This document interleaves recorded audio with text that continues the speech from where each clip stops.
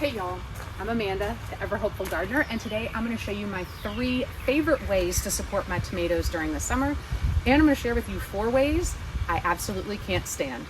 The first method is I use this Freyr Trellis sold by Seattle Urban Farm Company. It comes in dusty blue, which I have, green, yellow, lavender, and charcoal. It can be a max of 8 feet long and 7 feet high. And the way I support my tomatoes with this Freyr Trellis is I use jute twine around the top of the trellis, which is secured with a landscape pin into the soil at the base of the tomato plant.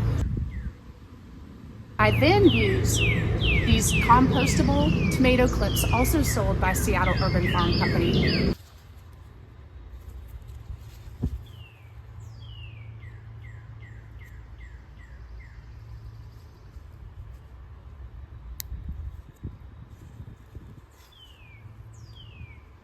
To attach the tomato to the string. Another way I trellis my tomatoes is using this Vego garden arch. It comes in several different configurations depending on what your bed configuration is. However, the beds you use to mount them do have to be a very specific distance apart, but they don't have to be Vego beds. One of these is a Vego bed and the other is a different brand. When using the Vego arch to trellis my tomatoes, I have added jute twine every so often. Currently I have peas using those to climb on, but I will also use them for my tomatoes. And again, I will use my compostable tomato clips to secure the tomato to the string. If I didn't want to do the string and the tomato clips, I could also use the twine to simply tie the tomato to the trellis.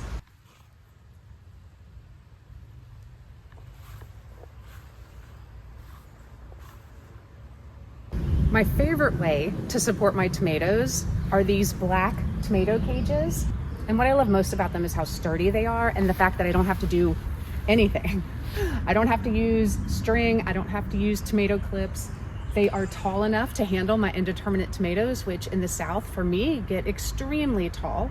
And they're wide enough and you can break them down to store them for winter, or I think they look nice enough to leave up in the garden year round.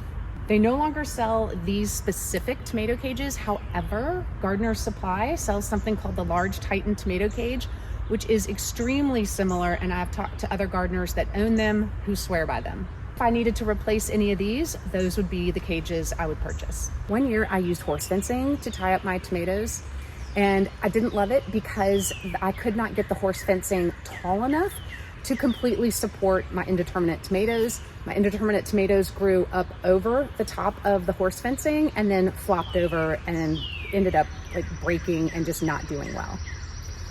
I admit, if you had it set up properly so that the horse fencing was the correct height and was tall enough for the tomatoes, it would be great, but I just don't have a space in my garden to be able to do that. Another way I used to support my tomatoes were these extra tall tomato stakes you can find at any big box store or garden center. And while they are sturdy and tall enough, the effort it took to continuously tie the tomato and all of its branches to this stake, it was like more than I could handle. And I felt like once it got to a certain height, I was having to pull out a step ladder to be able to keep tying the tomatoes up. I will no longer be using these for my tomatoes. Another way I used to support my tomatoes were with the super flimsy metal tomato cages you could find at big box stores. This one's missing its middle piece because I cut them down to make peony supports because, let's be honest, I don't know why I was saving them. I didn't use them for tomatoes anymore.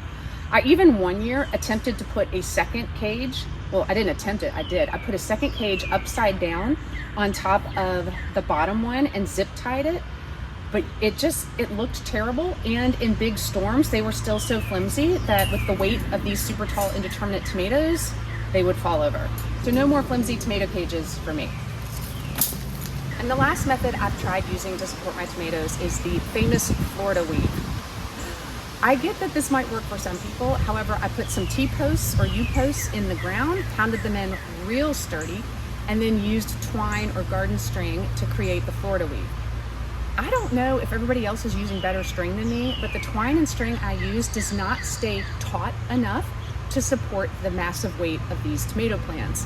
And I found myself having plants that were flopping over And honestly, the effort it took to do the Florida weave as the season progressed in some of these large plants, it was more than I wanted to do. So there you have it. My 3 favorite ways to support tomatoes in my garden, the 4 ways I will never use again. And if you have any questions, drop me a comment, and I've linked everything in the caption.